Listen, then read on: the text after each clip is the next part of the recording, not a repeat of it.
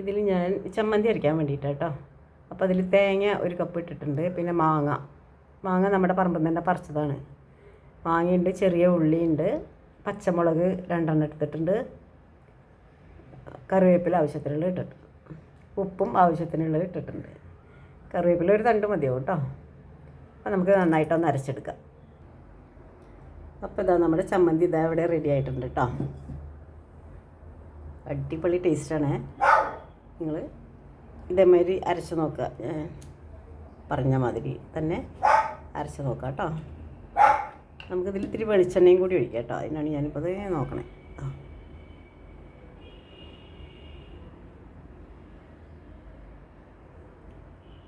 ഞാൻ വെളിച്ചെണ്ണ ഒഴിച്ചിട്ടുണ്ട്. ഇനി അതൊന്ന് ഇളക്കി യോജിപ്പിക്കാം. കഴിക്കാൻ നേരത്തെ ഇളക്കി യോജിപ്പിക്കുന്നുള്ളൂ കേട്ടോ. അപ്പോൾ ഞാൻ ഒരിത്തിരി കഴിച്ച് കാണിക്കാം.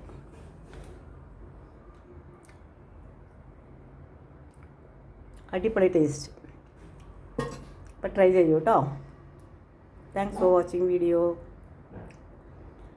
Take care. ബൈ.